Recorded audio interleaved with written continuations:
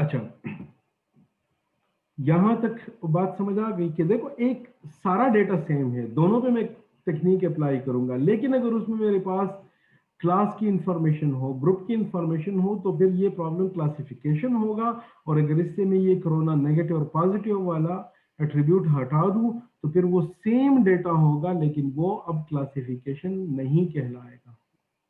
क्यों? क्योंकि क्लास की इंफॉर्मेशन मेरे पास नहीं है, जो ग्रुप्स उसके बनाने हैं वो इंफॉर्मेशन मेरे पास नहीं है। तो क्लस्टरिंग और क्लासिफिकेशन में जो सिमिलरिटी है वो ये है कि दोनों ही ग्रुपिंग करते हैं, एक में हम ग्रुप को क्लस्टर कहते हैं, दूसरे में हम ग्रुप को क्लास कहते हैं। दोनों में डिसिमिलरिटी ये है कि डेटा में हमारे पास जब क्लास की इंफॉर्मेशन या ग्रुप की इंफॉर्मेशन पहले से डेटा में मौजूद हो तो वो क्लासिफिकेशन होगा, अगर क्लास की इंफॉर्मेशन पहले से मौजूद ना हो तो फिर वो क्लस्टरिंग प्रॉब्लम हो जाएगा। क्लासिफिकेशन में मेरे पास नंबर ऑफ क्लास पहले से नोन होते हैं, और क्लस्टरिंग में मेरे पास नंबर ऑफ ग्रुप्स अननोन होते हैं। मुझे नहीं पता होता कि इसमें कितने ग्रुप्स बनेंगे, वो मैं डेटा के बेस पे फिर डिसाइड करता हूं कि ग्रुप्स कितने बनते हैं। ठीक हो गया, ये हो गया मेरे पास क्लासिफिकेशन और क्लस्टरिंग का डिफरेंस एंड सिमिलरिटी। अब आते हैं क्लासिफिकेशन क्या क्लस्टरिंग के टेक्निकलिटी की तरफ। क्लस्टर को हम कैसे डिफाइन करते हैं, क्लस्टर हम किसे कहते हैं, या क्लस्टर एनालिसिस हम किसे कहते हैं? अगर आप स्क्रीन पे देखें तो एक छोटी सी डेफिनेशन लिखी हुई है कि finding groups of objects such that the objects in a group will be similar or related to one another and different from or unrelated to the objects in the other group.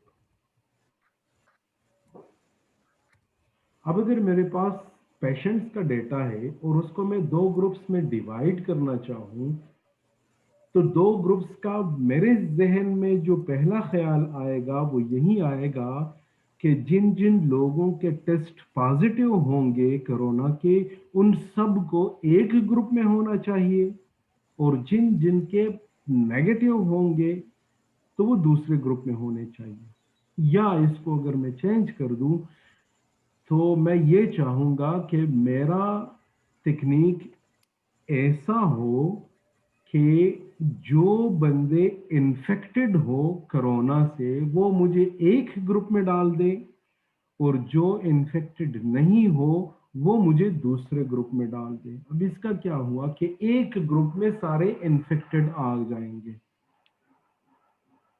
तो वो सारे similar हो गए group में।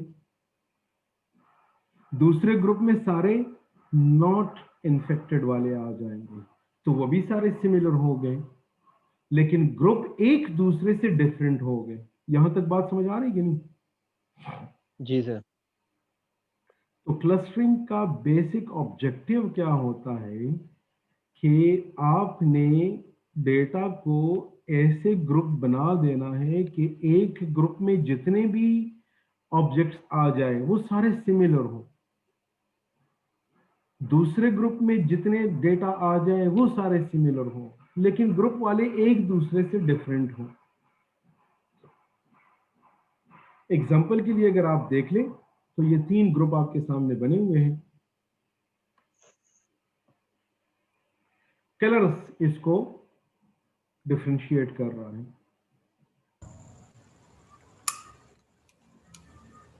Cigarette है एक, शायद purple है, ये दूसरा, तीसरा ग्रीन है। तो अगर आप देख ले तो हर सर्कल में सिमिलर कलर के ऑब्जेक्ट्स हैं। इसका मतलब ये है कि ये मेरे पास आइडियल क्लस्टर्स हैं।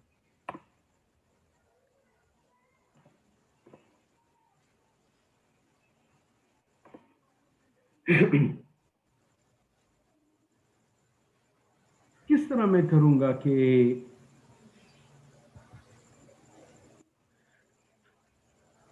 कौन सा डेटा किस क्लस्टर में आना चाहिए? ये जो आपको 2 पॉइंट ये शो कर रहा है डबल साइडेड एरो के लिए, ये क्या है? ये ऑब्जेक्ट्स है एक क्लस्टर के अंदर। तो क्लस्टरिंग का जो ऑब्जेक्टिव होता है वो ये होता है कि एक क्लस्टर के अंदर जितने पॉइंट्स हो ना, उसके आपस में डिस्टेंस को कम से कम होना चाहिए। क्या है? इंट्रा क्लस्टर जो डिस्टेंस है वो मिनिमाइज होता है क्लस्टरिंग में। और ये जो आपको डबल साइडेड एरो डिस्टेंस बता रहा है, ये इंटर क्लस्टर है कि दो क्लस्टर्स के बीच में जो डिस्टेंस होगा वो आपके पास मैक्सिमम होना चाहिए। ये दो बेसिक प्रिंसिपल है क्लस्टरिंग के कि जब आपके पास एक क्लस्टर में ऑब्जेक्ट होंगे उसके दरमियान फासला कम से कम होना चाहिए, और जो डिफरेंट क्लस्टर्स के ऑब्जेक्ट्स हैं उसके दरमियान डिस्टेंस ज्यादा से ज्यादा होना चाहिए।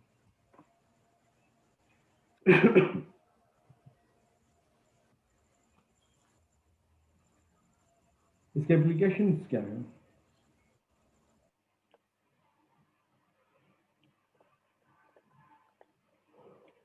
कहाँ पे हम क्लस्टरिंग को अप्लाई करते हैं? Group related documents for browsing, ये इसकी एक एप्लीकेशन होगा।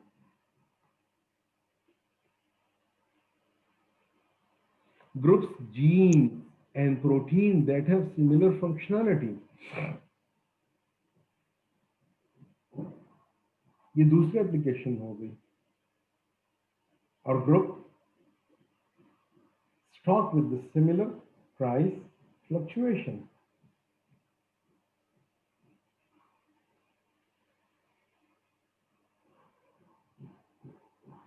थोड़ा सा इसके बारे में बताते हैं। ये अंडरस्टैंडिंग की कैटेगरी में जब हम क्लस्टरिंग को यूज कर लेते हैं। देखिए आजकल आप लोगों ने ये कोरोना का टेस्ट कौन सा होता है आपको पता है? कैसे करते हैं? हाँ जी बोले ना, आप लोग भी सर कोई बातें नाक में होते पता हैं। नहीं कुछ, नाक में कुछ डालते हैं, गले में कुछ डाल के वो फिर उस हिसाब से चेक करते हैं। हाँ ये बाकी भी बोले ना, ऐसा ना हो कि लॉगिन होके माइक और कैमरा ऑफ करके खेती बाड़ी करने चले गए। इसी तरह सर जिस तरह ये उबैद बता रहे हैं। ब्लड भी आजकल टेस्ट कर रहे हैं, क्या? ब्लड से। अच्छा, हाँ, नहीं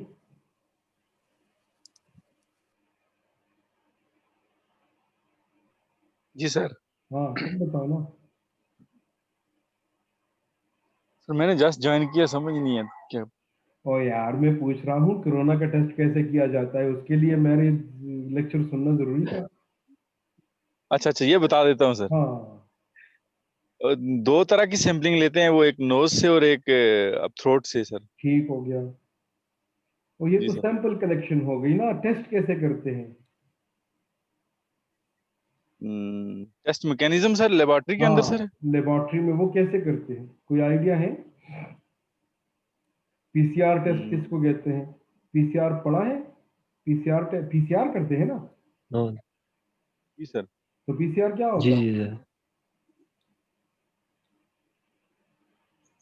सर, उसके नहीं बारे में आई। नहीं पता सर। ओए अल्लाह के बंदो, तुम आ गए हो, पता नहीं ये गलती से कंप्यूटर साइंस में आ गए हो। अच्छा। अपना सोचते नहीं हो कि यार बंदा खुद भी सोचे कि यार जाके कोई देख तो लो ना ये पीसीआर होता क्या है। कितने पब्लिकेशंस आ गई है ये कोविड टेस्टिंग पे कंप्यूटर साइंस वालों की। कभी तुम लोगों की नजर से कोई गुजरा है? गुजरा तब होगा जब आप लोग नेट पे सर्च तो किया होगा ना। न्यूरल नेटवर्क मशीन लर्निंग से क्लासिफाई कर रहे होते हैं, मशीन लर्निंग के थ्रू आइडेंटिफाई कर रहे होते हैं कि कौन कौन सा एरिया लॉकडाउन करना है। कुछ भी नहीं सुना ऐसे बारे में?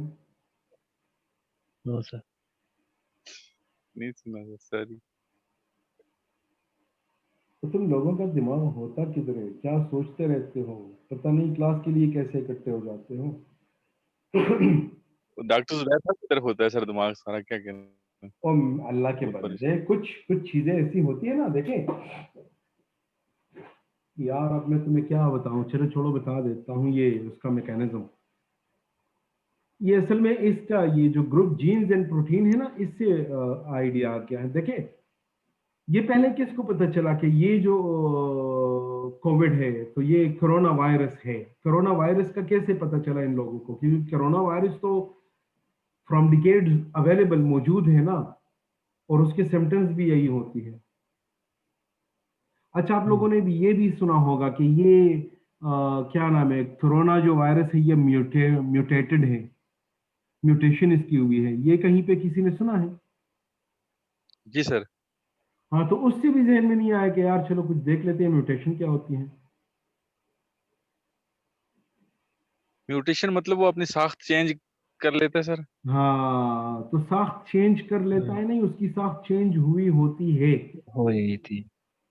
जी तो ये जो आप म्यूटेशन की बात होती है कि इसने म्यूटेट किया हुआ है खुद को, तो ये किसके बारे में बता रहा होता है? ये उसके डीएनए के बारे में इंफॉर्मेशन बता रही होती है।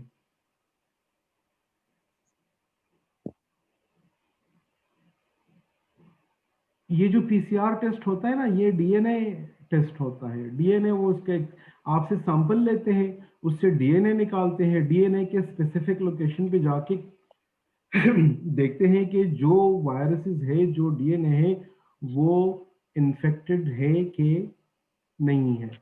पीएसआर उसको कहते हैं। दूसरा होता है कि ये माइक्रोस्कोपिक पे जाके देख ले उसको। अच्छा, आप लोगों ने इसकी शेप तो देखी है ना, कोरोना वायरस की? जी यस सर। सर, क्राउन से है ना। हम्म। जी सर। ये क्रोन का क्या आप बोला? Crone? Crown just like crown shape से है ना, इसलिए इसको क्राउन कहते हैं सर। नहीं, वो उसकी वजह से नहीं कहते।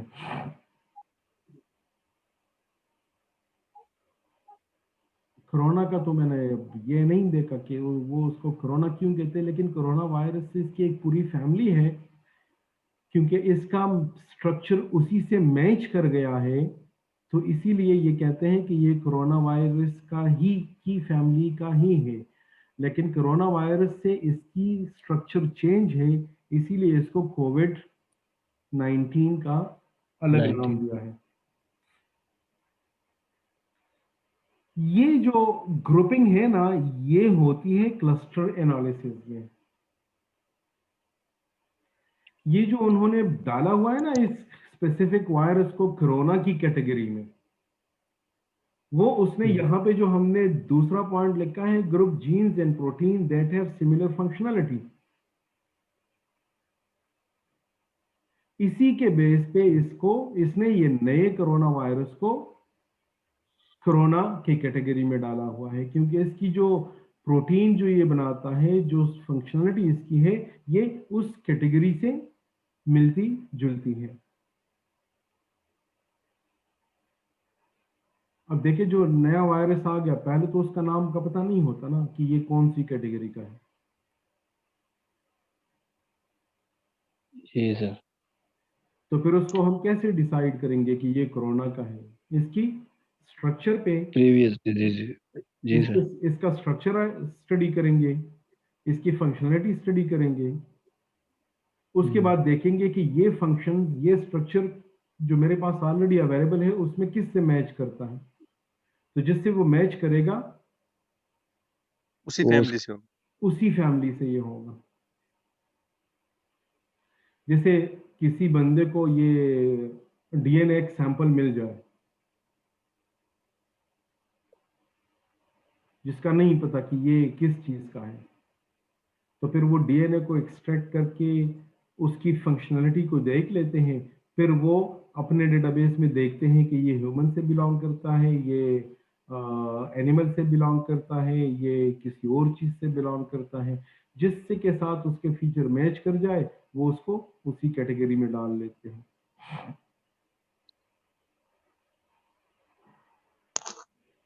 सेम कॉन्सेप्ट है स्टॉक मार्केट का। आपको बता दिया था ना कि स्टॉक मार्केट में क्या होते हैं, डिफरेंट स्टॉक या डिफरेंट शेयर की सेल एंड परचेज होती है ना। या स्टॉक एक्सचेंज का आइडिया है, स्टॉक मार्केट का, सॉरी, एक्सचेंज का नहीं। इतना तो पता होगा ना कि वो कहते हैं कि जी कराची स्टॉक एक्सचेंज 100 पॉइंट के तेजी के साथ पता नहीं 365 पॉइंट पे चला गया। या इतना तो सुना होगा ना कि स्टॉक मार्केट में आज तेजी का रुझान रहा, या स्टॉक मार्केट में आज मंदी का रुझान रहा।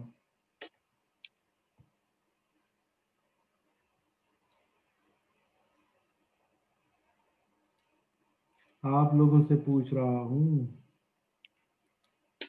जी सर, सुना है। हाँ, तो उसका क्या जी मतलब? सर।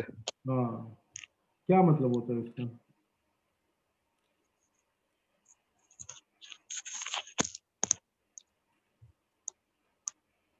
स्टॉक मार्केट में तेजी का रुझान कभी सोचे क्या होता है? मीन जो आपका रुपया है सर, उसकी वैल्यू बढ़ रही है सर, अगर हाँ, स्टॉक फलक मार्केट क्यों में। सर मुझे कोई आइडिया नहीं है इस चीज का। ये डॉलर रेट जब कोई ऊपर होता है,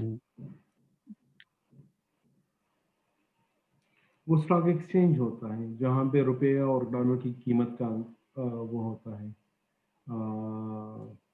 कि कीमत बढ़ रही है रुपए की या कम हो रही है, उसको कहते हैं स्टॉक एक्सचेंज। स्टॉक एक्सचेंज वो होता है जहां पे करेंसी के कारोबार होता है। स्टॉक अच्छा मार्केट सर, वो उधर होता फिर है प्रोडक्शन होगा, उधर नहीं, स्टॉक प्रोडक्ट की। मार्केट पे शेयर का कारोबार होता है। ठीक आपने ठीक। कभी कभी न्यूज में पढ़ा होगा कि जैसे सिम, क्या नाम है उसका, एप्पल के शेयर बढ़ गए, सैमसंग के शेयर कम हो गए, पीटीसीएल के शेयर्स बढ़ गए, पीटीसीएल के शेयर्स कम हो गए। ऐसा कभी न्यूज में सुना है? जी सर। जी सर। ये शेयर का कारोबार होता है स्टॉक मार्केट में। और ये जो करेंसी ठीक की ठीक। खरीद फरोख्त होती है वो होती है स्टॉक एक्सचेंज पे। इसीलिए उसको एक्सचेंज कहते हैं क्योंकि उस पे मनी एक्सचेंज होती है। स्टॉक स्टॉक का मैं थोड़ा सा आपको आइडिया दे दूं। स्टॉक मार्केट में क्या होता है कि किसी भी मुल्क के स्टेबिलिटी का अपने अंदाजा अगर लगाना हो तो उसमें एक फैक्टर ये होता है कि उसका स्टॉक मार्केट बड़ा स्टेबल होता है। स्टॉक मार्केट में सुबह से एंड तक क्या होता है कि लोग शेयर अपने फरोख्त के लिए रख लेते हैं, और जिन जिन लोगों को जरूरत होती है वो शेयर्स वो खरीद लेते हैं। और इसकी जो प्राइस है वो आम आम दुकानों की तरह नहीं होती कि जी बस प्याज और टमाटर 120 रुपए किलो है तो वो पूरा दिन 120 पे चलेंगे। इसकी प्राइस में फ्लक्चुएशन होती है सेकंड्स के हिसाब से। तो उसमें जो लोग बिजनेस करते हैं उसको ब्रोकर कहते हैं। ब्रोकर के पास ये इंफॉर्मेशन होती है कि हर चीज की कीमत बढ़ रही है, कम हो रही है। जिस हिसाब से वो बढ़ रही होती है वो अपने अंदाजे के मुताबिक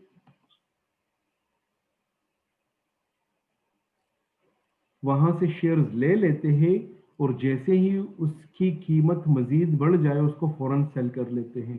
तो बीच में जो वो सेल और परचेज के बीच में जो फर्क आ जाता है वो उसका नफा या नुकसान हो जाता है।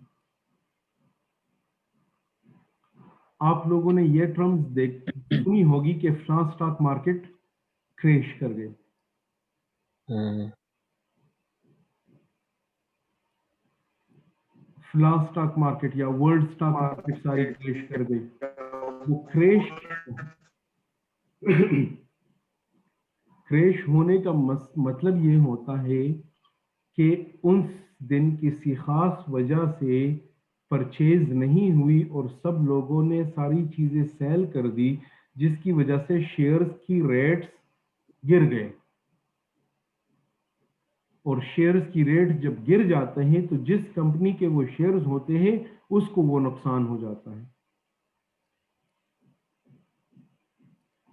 क्या आप लोगों ने न्यूज़ में ये भी सुना होगा कि स्टॉक मार्केट की वजह से सरमायाकारों के 200 अरब रुपए डूब गए? ऐसे ऐसा सुना है कोई कि नहीं? जी सर। अच्छा, इसका मैं आपको मजे जी की सर। बात बता दूं। ये क्या होता है कि इसको, ये जो एनालिसिस करते हैं ना, तो शेयर की कीमत होती है 120 रुपए, उसके पास है जी 2 अरब शेयर। अगर उस दिन उसकी शेयर की कीमत 120 से 100 पे आ गई तो उसके 200 अरब डूब गए ना।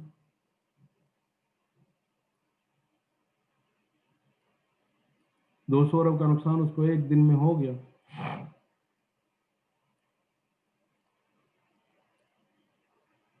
तो ये जो मंदी और तेजी का रुझान होता है, ये इसी तरह कीमतों के उतार चढ़ाव के बारे में बताता है। यहाँ पे ये जो तीसरा पॉइंट है ना कि group stock with similar price fluctuation यहाँ पे इसलिए यूज हुआ है, जैसे मैंने बता दिया कि ये सेकंड के हिसाब से इसकी कीमत बढ़ती और कम होती है, और ये पॉइंट्स में बढ़ती कम होती है। मतलब ये नहीं होता कि 120 रुपए है तो वो 105 पे आ जाएगा या 100 पे आ जाएगा। नहीं, वो 120.50, 120.75, 120.60, 119 पे आ सकता है। इसी तरह की उसमें छोटी छोटी फ्लक्चुएशन होती है।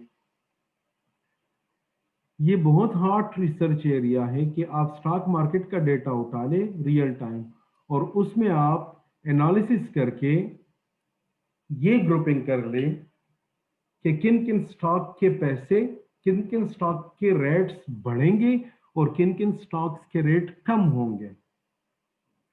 अगर ऐसा कोई अच्छा सा एप्लीकेशन आप बना ले तो उससे आप ठीक ठाक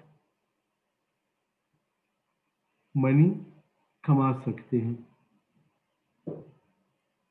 और ये कोई नई सोच नहीं है। जितने भी दुनिया के बड़े बड़े स्टॉक एक्सचेंज है, उसमें आपको पता है स्टॉक सेलिंग और परचेजिंग का काम कौन कर रहे होते हैं? Computer software. ऑलरेडी लोगों ने आर्टिफिशियल इंटेलिजेंस सॉफ्टवेयर बनाए हुए हैं जो ये डिसाइड कर रहा होता है, जिसको ये एनालिसिस कर रहा होता है किसकी प्राइस बढ़ने वाली है, किसकी कम होने वाली है। जिसकी प्राइस बढ़ने वाली होती है वो परचेज कर लेता है, जिसकी प्राइस कम होने वाली है वो उसको सेल कर लेता है। तो जिसकी प्राइस कम होने वाली होती है वो उसको करंट रेट पे सेल करके अपने लॉस को बचा लेता है, और जिसकी प्राइस बढ़ने वाली होती है उसको कम प्राइस पे परचेज करके हायर प्राइस पे सेल कर देता है। और ये सारा काम ऑटोमेटिक हो रहा होता है, इसको ह्यूमन नहीं कर रहे होते, इसको सॉफ्टवेयर कर रहे होते हैं। ह्यूमन भी इन्वॉल्व होते हैं, लेकिन वो स्टॉक एक्सचेंज के अंदर जाके वहां पे एक फ्लोर, जिसको स्टॉक फ्लोर कहते हैं, वहां पे एक बोली लगती है, और वहां पे सुबह से लेके शाम तक चीखों का एक नातार सिलसिला होता है बिडिंग का, जो चलता रहता है। पता नहीं आप लोगों को कहां से कहां लेके आ गए, आप सो तो नहीं गए? सर एक्सक्यूज मी, अगर ये सॉफ्टवेयर काम कर रहे हैं, हाँ हाँ, बोले बोले। शुक्र है, मतलब पर ये तो अगर आप ये सवाल पूछ रहे, इसका मतलब है मेरी बातें समझ आ गई आपको कुछ। जी सर। सर तो मैं ये पूछना चाह रहा हूँ कि चूंकि पहले से ये सॉफ्टवेयर काम कर रहे हैं, वो आपको बता देते हैं, आप प्रॉफिट और लॉस से वो जो लॉस से बच जाते हैं, मतलब ऑन टाइम अपना फैसला कर लेते हैं। तो फिर ये फ्लक्चुएशन होगी किस तरह सर? चूंकि तो आप तो पहले से ही परचेज कर लेंगे या सेल कर लेंगे चीजों को, डिमांड जब वो ना बढ़ेगी तो फिर कैसे ये फ्लक्चुएशन होगी सर? फ्लक्चुएशन तो होती रहेगी ना। देखिए, मैं आपको बता देता हूँ स्टॉक एक्सचेंज का रेट देखिए बढ़ना सर, और चीजों की प्राइस तब गिरती है जब उनकी डिमांड कम होती है। लेकिन आपको सॉफ्टवेयर ने बताया आपने सारी परचेज सेल कर दी है। आप अपना पूरा वो तो सवाल पूछे, मैं पूरी डिटेल में जवाब देता हूँ। सर मैं ये कह रहा हूँ कि फ्लक्चुएशंस तब आती है ना जब डिमांड और जो होती है उसमें फर्क पड़ता है, सप्लाई और डिमांड में फर्क पड़ता है ना सर। हाँ बिल्कुल ऐसा ही है, ये बात होती है सर। जी सर। ऐसा ही है, आप सही कह रहे हो। हेलो। हाँ तो हाँ, लेकिन जब आपके सॉफ्टवेयर आप ये तो उस वक्त था ना जब आपको प्री डिफाइंड इन चीजों की इंफॉर्मेशन नहीं होती थी। अब अगर सॉफ्टवेयर आपको प्री डिफाइंड आपको बता देते हैं सारी चीजें, तो आप सारी चीजें एकदम परचेज कर लेते हैं या सेल कर लेते हैं, तो फिर डिमांड और सप्लाई का क्या चेन उसी तरह काम करेगा सर? इस बात को, ये जो आपका कंसेप्ट है ना, इसी के साथ आप ना स्टक रहो, ये सही कंसेप्ट है। लेकिन इसमें मैं आपको बता देता हूँ ना, जो जो जो इन्फॉर्मेशन आपके पास नहीं है वो इसमें ऐड कर लो, आपको पूरा कंसेप्ट क्लियर हो जाएगा। जी सर। आपके पास ना सीमेंट कंपनी के शेयर्स हैं, ठीक है? हेलो, जी जी जी सुन रहा हूँ सर। आपके पास बोले सर। सीमेंट के शेयर्स हैं, ठीक हो गया? जी सर। सीमेंट के शेयर्स आपने सेल के लिए रख दिए, ठीक हो गया? जी सर। अभी किसी को कुछ इंफॉर्मेशन नहीं है कि इसकी प्राइस बढ़ेगी कि कम होगी, ना मेरे सॉफ्टवेयर को पता चलेगा।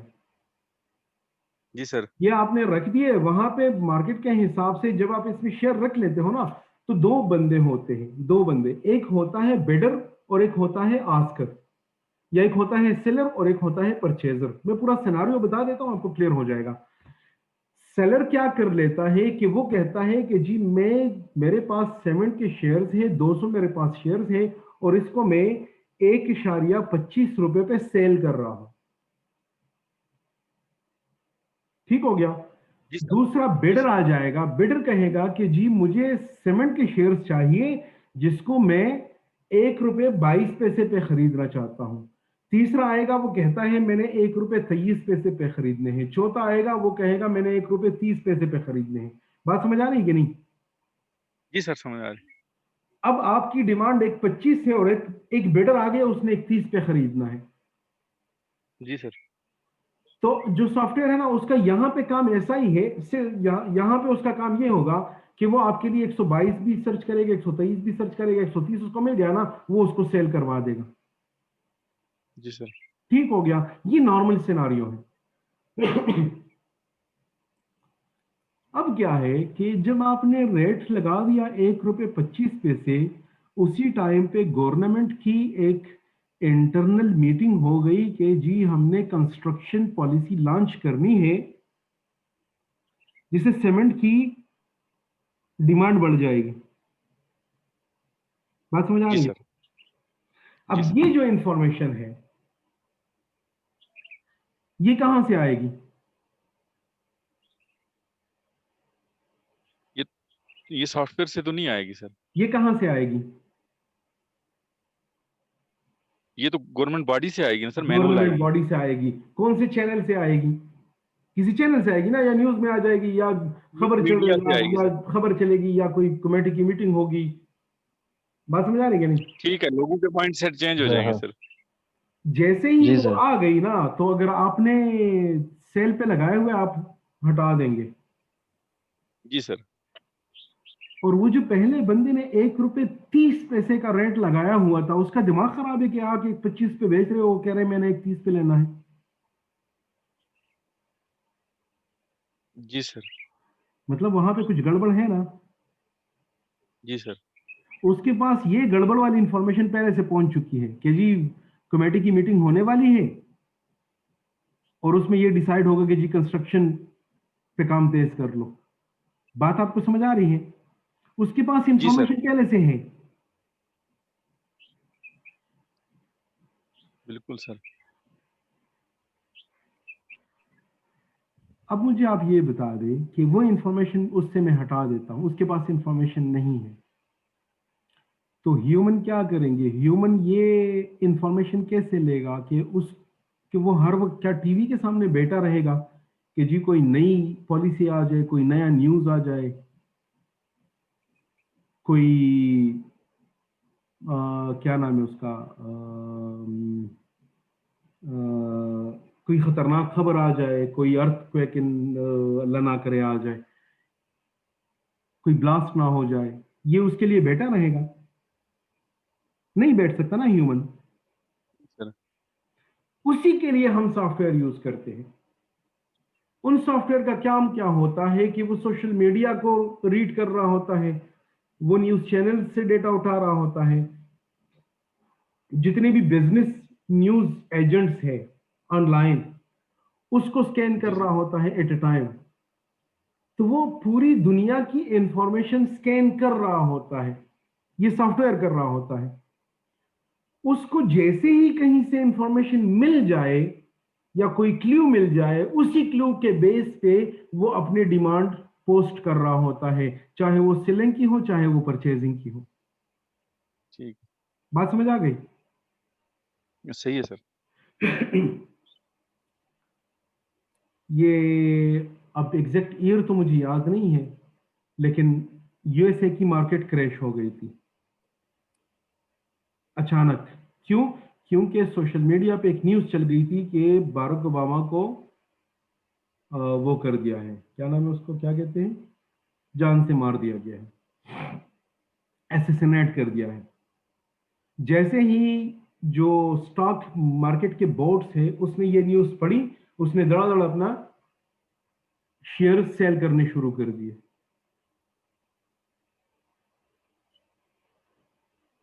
और ये सेल और ठीक है सर। परचेज का नॉर्मली, अब तुम्हारे जहन में यही सवाल आएगा ना कि जब वो न्यूज आ गई तो फिर परचेज कौन करेगा?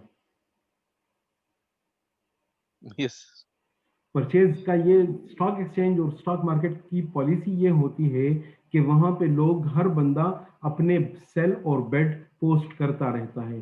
तो सिस्टम ऑटोमेटिकली जिस जिसके मैच कर जाते हैं ना, उसको ऑटोमेटिकली ओके करता रहता है। और ये जो ट्रांजेक्शन हो रही होती है उसको हम टिक बेस्ड कहते हैं, और ये सेकंड के 1000वें हिस्से में हो रही होती है।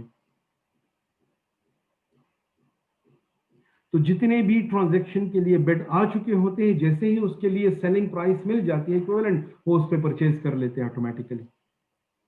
तो ये सारा प्रोसेस स्टॉक मार्केट का ऑटोमेटिक होता है, इसमें ह्यूमन अब इन्वॉल्व कम होते हैं। सही है। और एक दूसरी इसकी पॉलिसी ये है कि गवर्नमेंट स्टॉक एक्सचेंज में कहेगा कि आज मैंने $12 मिलियन का सौदा करना है, तो जब आपका क्लोजिंग होगा उस वक्त तक वो 12 मिलियन सेल करेगा या वो 12 मिलियन परचेज करेगा, चाहे वो उसको लॉस पे परचेज करना पड़े चाहे वो उसको प्रॉफिट पे परचेज करना पड़े। ये स्टॉक मार्केट और स्टॉक एक्सचेंज का रूल है कि एंड ऑफ द डे आपके पास स्टॉक सारे बैलेंस होने चाहिए, जीरो होने चाहिए। तो अगर आपके सेल नहीं हो रहे, एंड तक सेल नहीं हुए, तो सेल एंड तक आपको उसको मिनिमम क्लोजिंग पे सेल करना ही होगा, चाहे उसको आपसे फिर फाइनल में गवर्नमेंट खरीद ले चाहे वो स्टॉक मार्केट वाले खरीद ले। तो इतने बड़े डेटा में ये कैटेगराइज करना कि किसके क्या नाम है, रेट्स डाउन जा रहे हैं किसके अप जा रहे हैं, ये बड़ा टास्क, ये टास्क जो है ये बहुत ज्यादा कॉम्प्लेक्स होता है।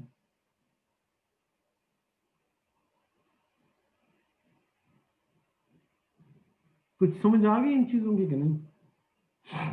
जी सर। ये अब्दुल गफ्फार कौन है?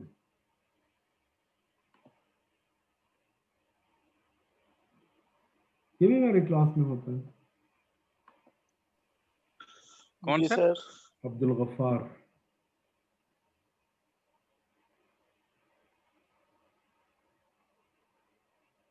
जी जी सर, ये भी होते हैं ना। अच्छा अच्छा, ये जो पहले 3 पॉइंट्स या जो एग्जांपल हो गए ये तो हो गए उसके अंडरस्टैंडिंग, डेटा को अंडरस्टैंड करने के लिए। समराइजेशन के लिए भी हम क्लस्टर एनालिसिस यूज करते हैं। ये आप देखें ना, नीचे मैप बना हुआ है, जी सर। या ग्रुपिंग दुनिया की हमने वेदर वाइज की हुई है कि नहीं की हुई है? की हुई है सर। ये भी ग्रुपिंग है। ये सर्द इलाका है, ये यस गर्म इलाका है, ये मरबूत इलाका है, ये स्कैंडिनेवियन कंट्रीज है, ये मेरे पास क्या है ट्रॉपिकल रीजन है and so on based on the similar feature of the weather. Yes sir.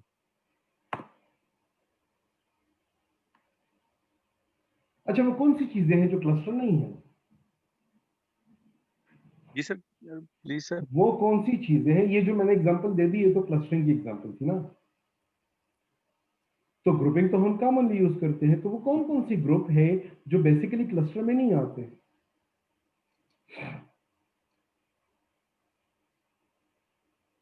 ये जो सिंपल सेगमेंटेशन है कि मैं यूनिवर्सिटी में आ जाऊं और उसमें मैं based on the male and female grouping कर लूं, या उसमें मैं प्रोग्राम वाइज ग्रुपिंग कर लूं,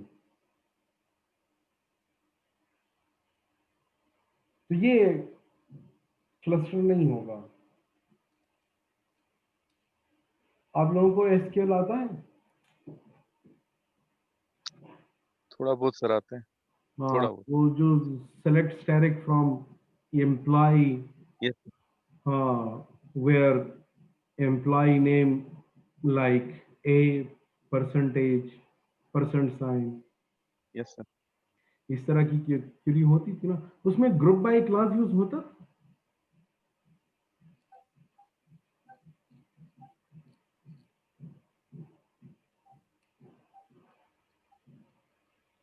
अगर आपने ये लिखना हो ना कि सेलेक्ट काउंट स्टार एम्प्लॉय को मेरे लिए काउंट करो कौन कौन से डिपार्टमेंट टेबल से, और ग्रुप में मतलब क्या आप काउंट करें, तो वो मुझे क्या बताए, वो मुझे डिपार्टमेंट वाइज बता दे कि कौन कौन से डिपार्टमेंट में कितने एम्प्लॉयज काम कर रहे हैं। ये बात समझ आ रही है कि मेरे लिए यूनिवर्सिटी है, यूनिवर्सिटी में एम्प्लॉयज को कितने एम्प्लॉयज काम कर रहे हैं वो सारे जमा करके मुझे डिपार्टमेंट वाइज बता दो कि सीएस में कितनी फैकल्टी है, मैनेजमेंट साइंसेज में कितनी फैकल्टी है, लॉ में कितनी फैकल्टी है एंड सो ऑन। ये क्वेश्चन समझ आ रहा है? यस सर, समझ आ रहा जी सर। अगर ये मैं क्वेरी में लिख दूं ना तो ये सिंपल ग्रुपिंग हो जाएगा। इसमें ये जो जुमला लिखा है ना, ग्रुपिंग और a result of an external specification, यहां पे उसको मैंने बता दिया कि ग्रुपिंग मेरे लिए करो मेल फीमेल पे, ग्रुपिंग मेरे लिए करो डिपार्टमेंट वाइज। ये जो मैं बता रहा हूं ये एक्सटर्नल फैक्टर्स हैं। है। ठीक है बात समझ आ रही है कि नहीं? क्लस्टरिंग क्या है? Clustering is the grouping of G object sir. Based on the data.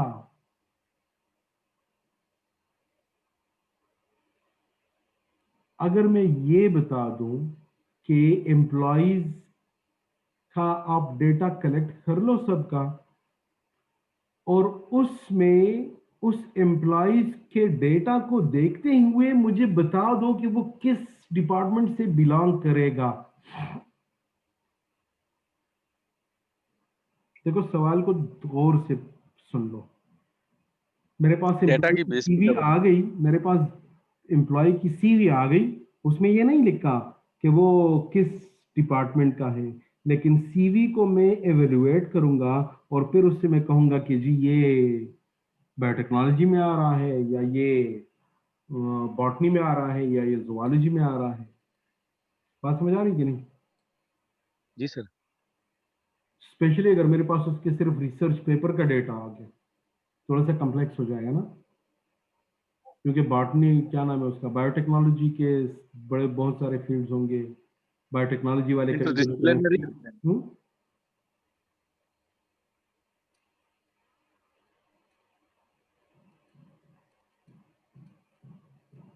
Supervise classification. ये तो मैंने स्टार्ट ही इस बात से लिया था ना कि क्लासिफिकेशन और क्लस्टरिंग हमारे पास दो अलग प्रॉब्लम है, दो अलग एरियाज हैं। तो अगर क्लास लेवल इंफॉर्मेशन हो तो फिर वो सुपरवाइज क्लासिफिकेशन कहलाएगी, वो क्लस्टरिंग नहीं होगी। और आखिरी वाला क्या है? Association association. एनालिसिस। जब आप दो चीजों को आपस में एसोसिएट कर रहे होते हैं, एसोसिएशन का क्या होता है कि आपस में एक लिंक होता है, एक दूसरे पे डिपेंडेंसी होती है। अल्लाह का शुक्र है, पानी लिया है। चाचा ये ग्लास भी जरा दो किलो जज़ाकल्लाह।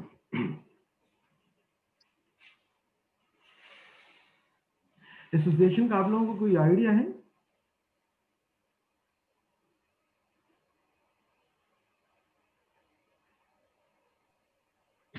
जनरली जी सर, वो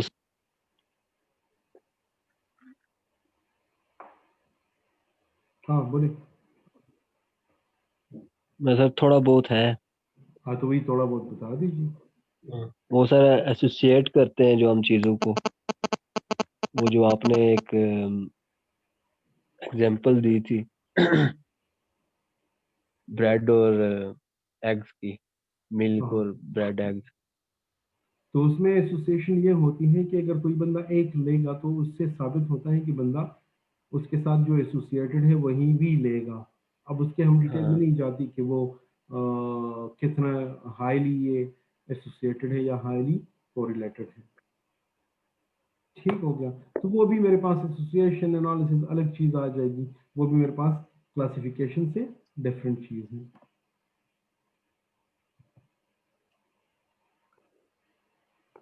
अच्छा आप ये जो नेक्स्ट स्लाइड पे आ गए, इसमें क्लस्टर्स कितने हैं? जी सर। इसमें ये स्लाइड नंबर 5 नजर आ रही है सबको? जी सर। इसमें कितने क्लस्टर हैं? जी सर, नजर थ्री। आ रही है।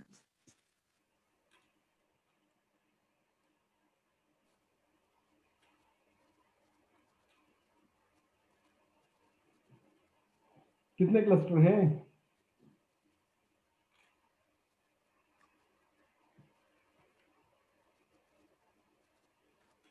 सर मेन तो 2 क्लस्टर हैं, आगे उनमें फिर 3-3 क्लस्टर हैं। यार सारा क्लाइमैक्स ही खत्म कर दिया। इसी पे तो मैंने 1 घंटा बोलना था, 2 से 6 बनाने थे।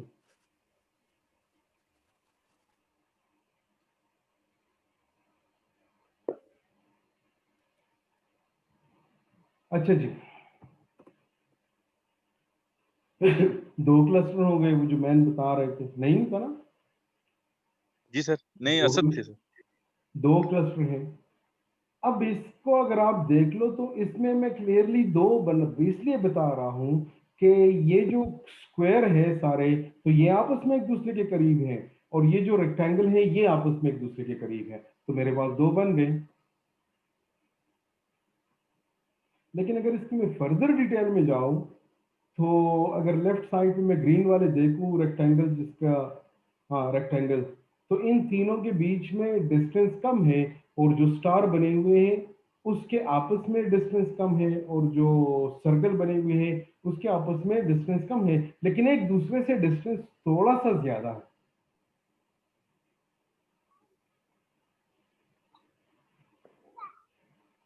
इसलिए मैं 4 भी बना सकता हूं।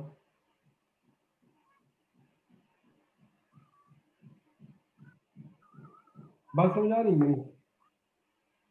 और मजे की बात यह है कि ये 2 भी जस्टिफाइबल है, 6 भी जस्टिफाइबल है, और 4 भी जस्टिफाइबल है।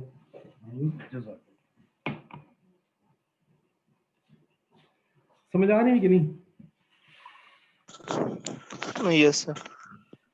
इसीलिए ऊपर का जो टाइटल है वो है कि notion of a cluster can be ambiguous.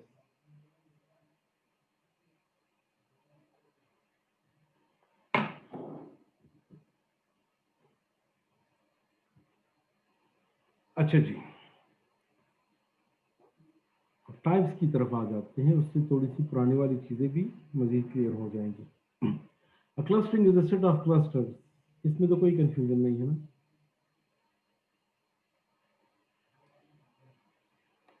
जब आप लार्ज डेटा को उठा के उसको मुख्तलिफ क्लस्टर में डिवाइड कर लेते हैं तो उस पूरे प्रोसेस को हम क्लस्टरिंग कहते हैं। Important distinction between hierarchical and partitional set of cluster, ये मैं आपको इस एग्जांपल से कोशिश करूंगा कि समझा दूं।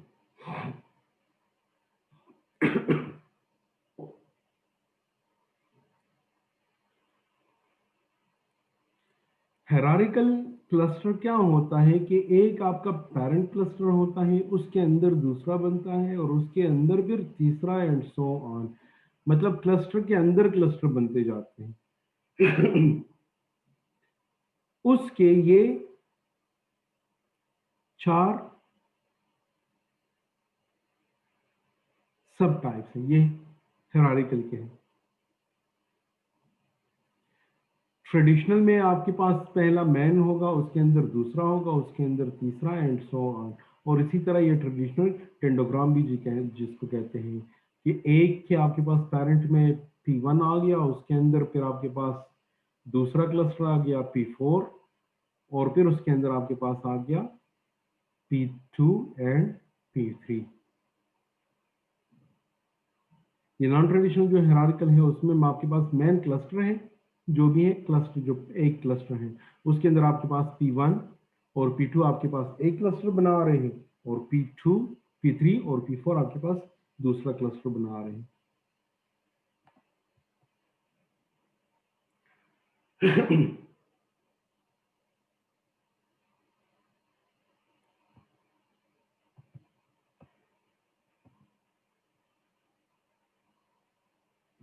पार्टीशनल क्लस्टर हमारे पास ये होता है जिसको आप क्लियरली अलग कर सकते हैं, जिसके आपस में डिपेंडेंसी नहीं होती।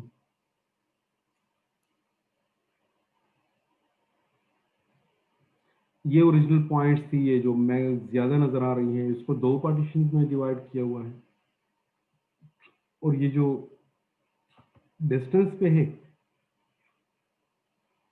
इसको आप चाहे एक समझ ले चाहे 5 डिफरेंट समझ लीजिए, लेकिन ये एक दूसरे से डिस्टिंग्विश्ड हैं।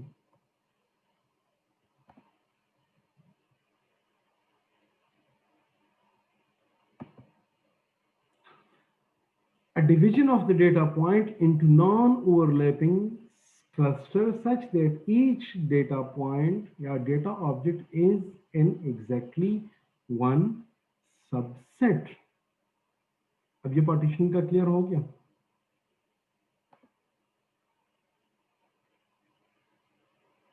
हेलो? Yes sir. जी सर। तो फिर हायरार्किकल का क्या होगा?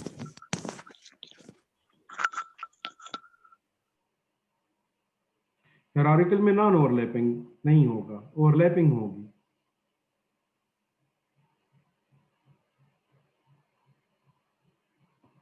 ओवरलैपिंग का जैसे ये है, इसमें ये जो P3 है, P3 is a part of P4 as well as it is a part of P1, ऐसा ही है ना?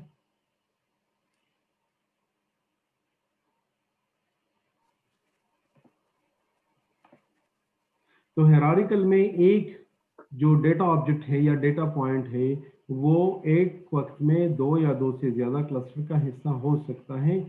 नॉन ट्रेडिशनल या नॉन हायरार्किकल या जो हमारे पास पार्टीशनल वो होती है, क्या क्या नाम है उसका, क्लस्टर, उसमें एक डेटा पॉइंट एक वक्त में सिर्फ एक ही क्लस्टर में आ जाएगा।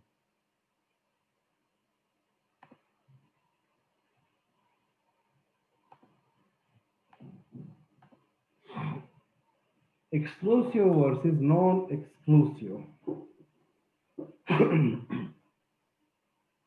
ये वही हायरार्किकल और नॉन हायरार्किकल का कांसेप्ट है।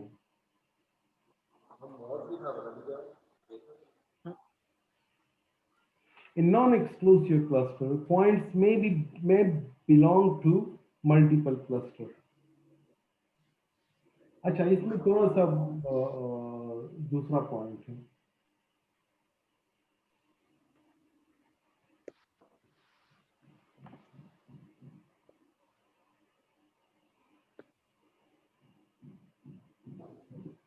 मैं कोशिश करता हूं कि मैं आपको यहाँ पे बना दूं।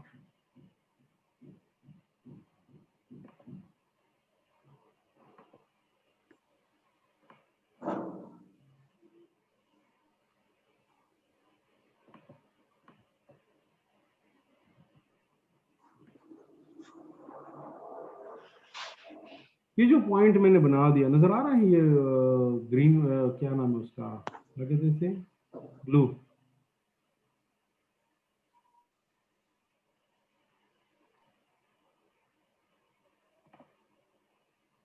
ये ब्लू वाला जी पॉइंट नजर आ रहा है। हाँ, ये कौन से क्लस्टर में होगा?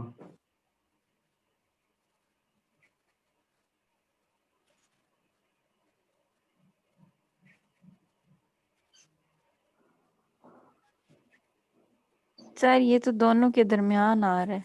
हाँ, अगर मेरे पास इस तरह की सिचुएशन हो जिसमें ये डिसाइड करना मुश्किल हो रहा हो कि कोई भी पॉइंट है जो नया है वो किस में आएगा, उस टाइम पे मैं क्या कर लेता हूँ, ये वाला जो पॉइंट है ना, ये वाली जो पार्टीशन है, exclusive versus non exclusive clustering. अगर मेरे पास एक्सक्लूसिव क्लस्टरिंग हो तो उसमें ये मैंडेटरी होगा कि आपका कोई भी पॉइंट एक वक्त में एक से ज्यादा क्लस्टर में ना आए। नॉन एक्सक्लूसिव में फिर आपके पास ये रिस्ट्रिक्शन खत्म हो जाती है और उसमें एक पॉइंट को आप एट अ टाइम दो का भी हिस्सा कंसिडर कर सकते हैं। जैसे ये मैंने पिछले स्लाइड पे आपको बता दिया, अगर ये एक्सक्लूसिव हो तो फिर हमारे पास कोई और चारा नहीं, ये या ग्रुप 1 में होगा या ग्रुप बी में होगा। लेकिन अगर ये नॉन एक्सक्लूसिव हो तो फिर मैं ये कंसिडर कर सकता हूं कि जो ब्लू डॉट था वो ग्रुप 1 में भी आ सकता है और वो ग्रुप बी में भी आ सकता है। और अगर इसी पॉइंट को मैं ले लूं तो ये दोनों का बॉर्डर है कि नहीं है?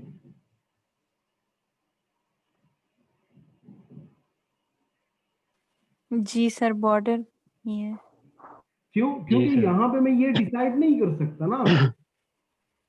ये बॉर्डर इसलिए मैं कंसिडर कर रहा हूं कि जब भी मैं कैलकुलेट कर लेता हूं तो ये जब मैं कैलकुलेट कर लेता हूं तो इसका डिस्टेंस ग्रुप ए से भी सेम है और ग्रुप बी से भी सेम है, तो तभी मैं डिसाइड नहीं कर सकूंगा ना कि इसको मैं ग्रुप ए में डालूं कि ग्रुप बी में डालूं। अगर इसका डिस्टेंस ग्रुप ए से नजदीक हो तो फिर तो ये डेफिनेटली ग्रुप ए में जाएगा, ग्रुप बी में तो ये जाएगा ही नहीं।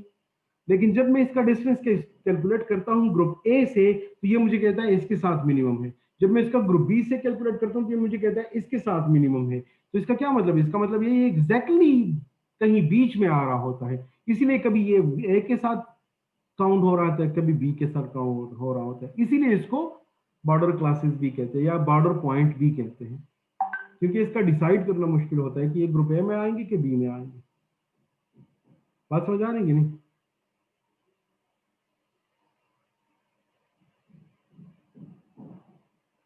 हाँ जी, एक्सक्लूसिव वर्सेस नॉन एक्सक्लूसिव की समझ आ गई? जी सर आ गई है।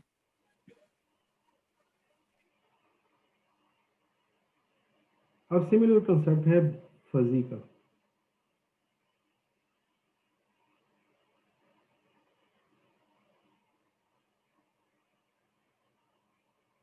ये फजी लॉजिक ना ये बड़ी अजीब शे है। इसने पूरे कंप्यूटर साइंस को ना सही झटके दिए हैं। कंप्यूटर साइंस का जो बेसिक कॉन्सेप्ट है वो बाइनरी है ना।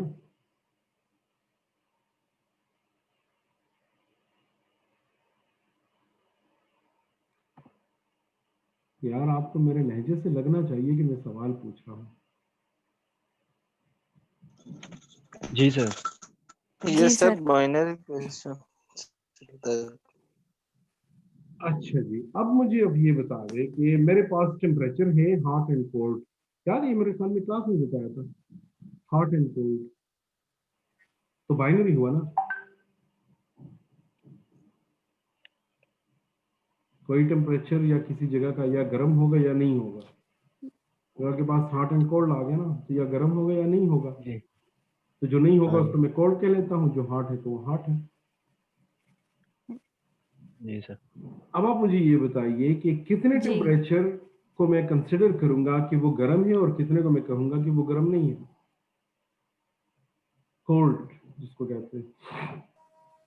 सर कोई रेंज सेलेक्ट कर लेंगे कि हाँ कर इतने में लिया। जो फॉल करेगा आप वो कोल्ड में आ रहा है और जो इससे आगे है वो हॉट है। हाँ, तो चलिए आप रेंज सेलेक्ट कर लीजिए, कितना कोल्ड में होगा कितना गर्म में होगा।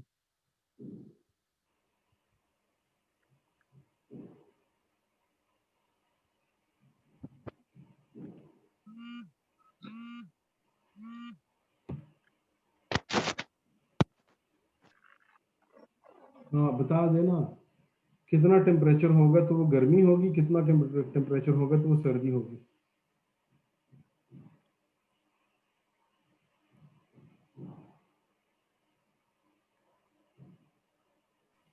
सर दरमियान में कुछ टेम्परेचर तो मोतदिल भी हो सकता है ना सर, 20 से 30 तक, उसको हम हॉट या कोल्ड कैसे कहेंगे? चले आपको मैं ये बता देता हूँ, आप 3 कर लें,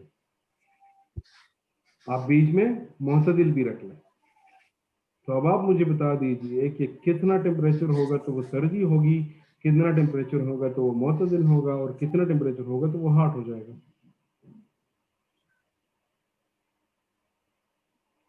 20 तक सर्दी कर लेते हैं सर, 30 तक बिलो मोतदिल और 25 उसके को ऊपर। कोल्ड कंसीडर करेंगे। ठीक हो गया। और 25 से ज्यादा को गर्म। ठीक हो गया। जी सर। अब 24 जी डिग्री या 5 क्या है, गर्मी की सर्दी है? सर्दी है तो सर। है भाई सर्दी है। और 25.5 क्या है? गर्मी है।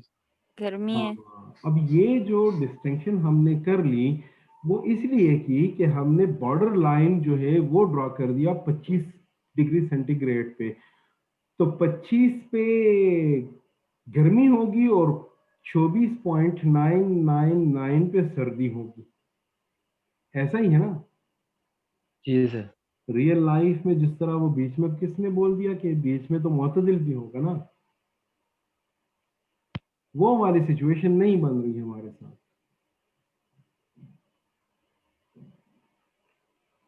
चलिए उसकी मैं ले लेता हूँ एग्जांपल के हमारे पास ना 3 मैं टेम्परेचर ले लेता हूँ।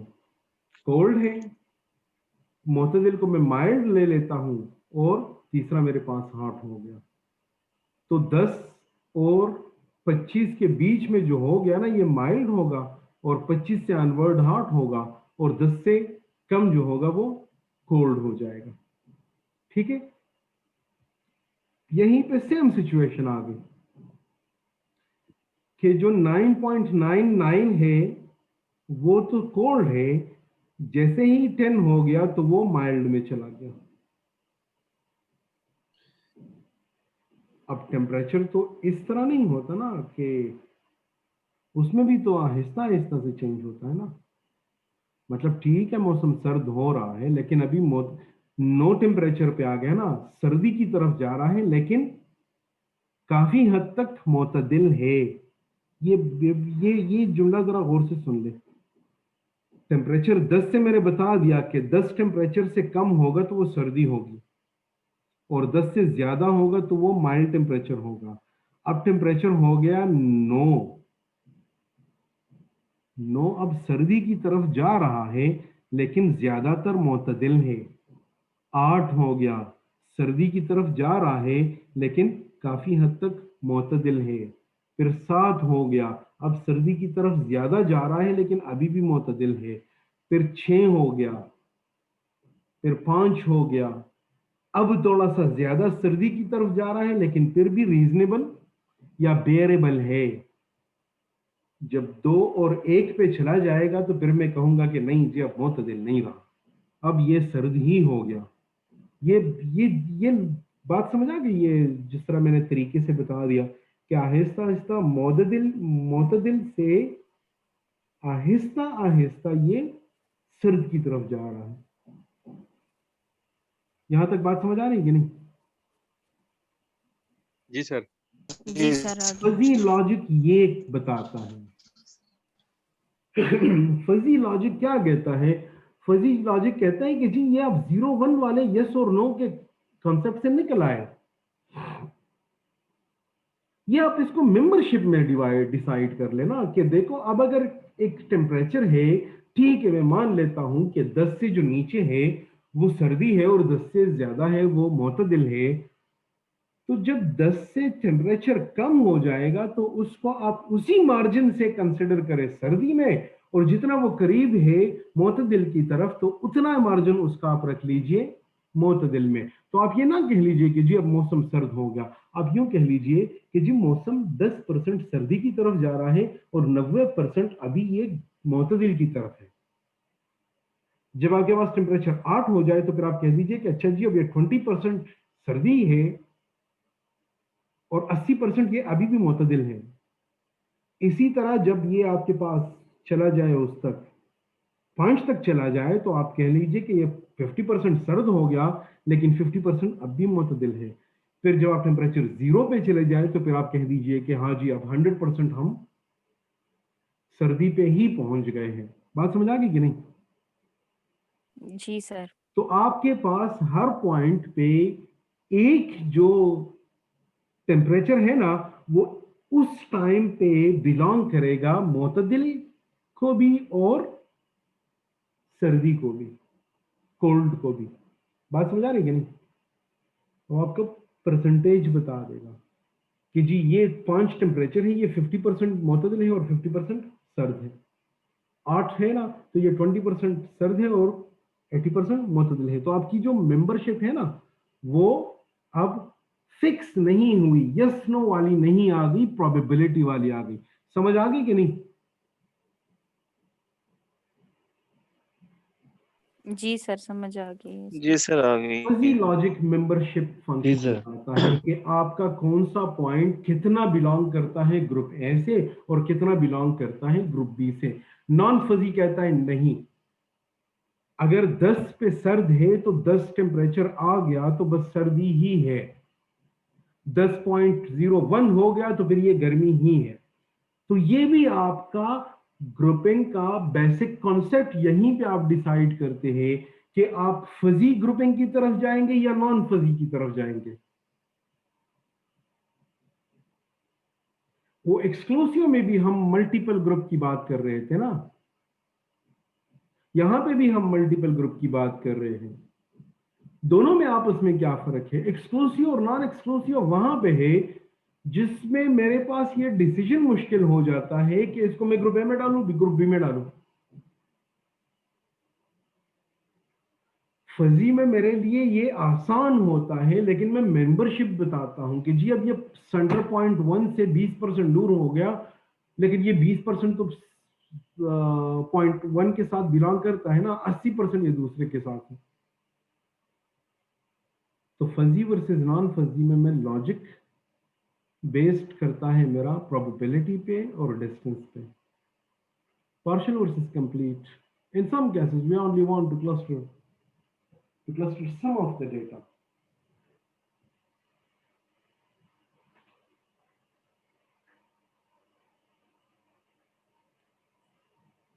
इसकी मुझे कोई एग्जांपल दे सकता है कि मेरे पास डेटा बहुत ज्यादा है लेकिन मैं उससे कुछ क्लस्टर बनाना चाहूँ?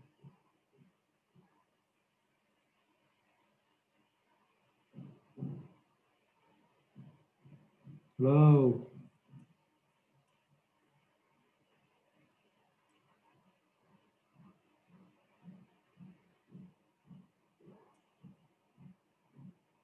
हेलो, आवाज आ रही है कि नहीं? जी सर। हाँ, मैंने कहा ये इसकी मुझे कोई एग्जांपल दे सकता है कि डेटा मेरे पास बहुत ज्यादा है लेकिन मैं उसमें से सबकी क्लस्टरिंग नहीं करना चाहता, कुछ की करना चाहता हूँ।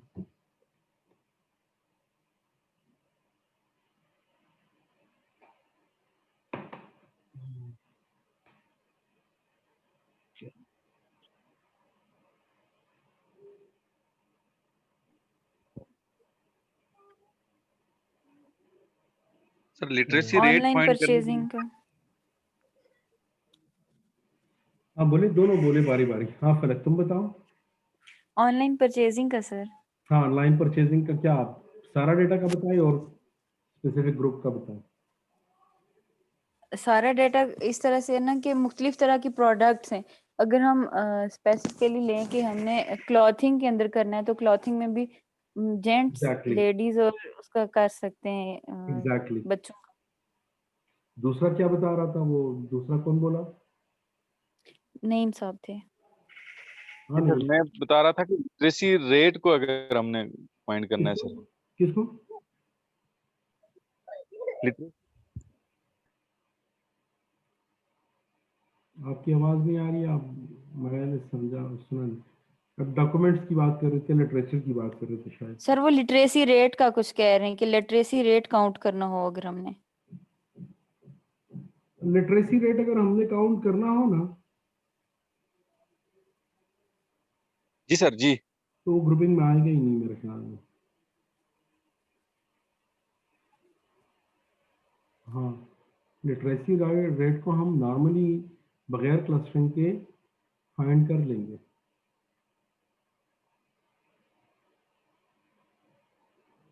हाँ, ये मुश्किल हो सकता है कि आपके पास क्या नाम है, गूगल स्कॉलर पे सारा लिटरेचर पड़ा हुआ है और उसके आप कैटेगराइजेशन करना चाहते हैं सॉफ्टवेयर इंजीनियरिंग की बुक्स को उठा के या कंप्यूटर साइंस के लिटरेचर को उठा के ना उसकी अपनी स्पेलिंग करना, सॉरी ग्रुपिंग करना, तो उसमें तो दूसरे भी होंगे ना, क्या नाम है उसका, नॉन कंप्यूटर साइंस वाले, तो उसको छोड़ के उसकी पार्शल आपने ग्रुपिंग कर ली।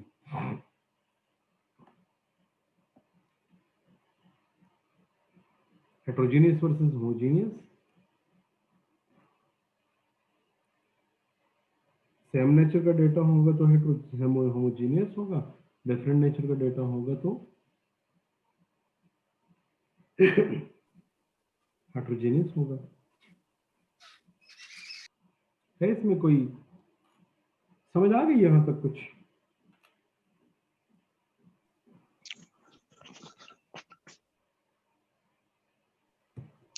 जी सर। अभी सर नमाज की ब्रेक भी अगर कर ले, यार ये आज टाइम काफी कितनी हो नहीं गया। हो रहा, क्या नाम है उसका, कितनी हो गई क्लास?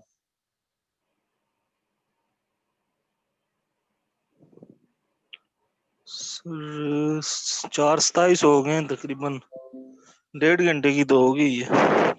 ये बंद क्यों नहीं हो रही? वो तो 45 मिनट बाद बंद नहीं होती। सर ये उनने कोई फीचर नया अपडेट किया है, मुझे नोटिफिकेशन आया था कि अब ये वो टाइमिंग कांस्टेंट नहीं है अच्छा, इसमें। मुझे तो जब बना रहा था तो 3:33 पे आया था नोटिफिकेशन। अच्छा, जी सर, मुझे भी ये आया था। चले फिर अभी ब्रेक कर लेते हैं, ब्रेक के बाद आ जाते हैं। जी ब्रेक ठीक है। कितने टाइम? 20 मिनट का कर लें, ठीक है सर। ठीक है, ओके। ठीक है सर। Okay sir.